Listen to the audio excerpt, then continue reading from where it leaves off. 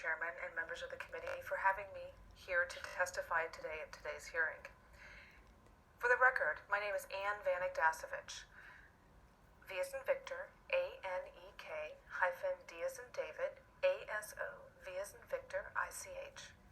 I am the statewide campaign communications director for the Florida AFL-CIO. Today we are discussing the Affordable Care Act, also known as Obamacare. As a professional communicator, it is interesting to me how easily facts can be distorted, or worse, how a pure construct, an opinion repeated over and over again, becomes fact. Since opinion is subject to an emotional response by the brain, the public makes decisions with their emotions instead of the rational part of their brain. Never has this been any more apparent than it has been for this piece of legislation.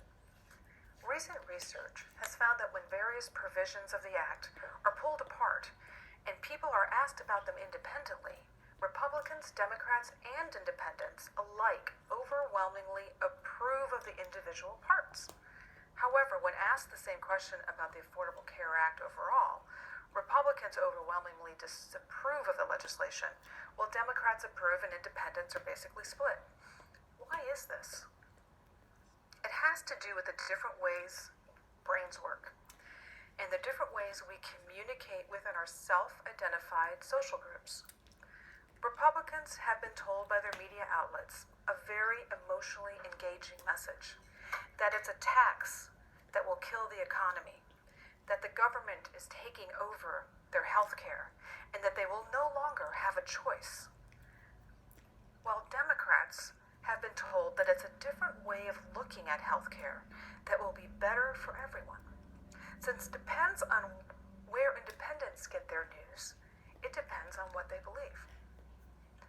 Now that the Supreme Court has ruled on the individual mandate section of the Affordable Care Act, and the act has been ruled constitutional, you would think that the propaganda battle would finally be over, but it's not. Instead, the conservative propaganda machine has geared up and continues to paint the law in wildly inflammatory language. So what does or will the act actually do? The Supreme Court's decision to uphold the Affordable Care Act ensures that families will get preventative care coverage and protection from the worst insurance company abusers. Because insurance companies will no longer have unchecked power to cancel policies, deny coverage, or charge women more than men. Additionally, they cannot deny coverage or charge more due to pre-existing conditions like cancer or asthma. Preventative care will be covered free of charge by insurance companies, including mammograms for women and wellness visits for seniors and children. By August, millions of Americans will receive a rebate because their insurance company spent too much of their premiums on administrative costs or CEO bonuses. Many seniors will continue to receive $600 a year on their prescription drugs.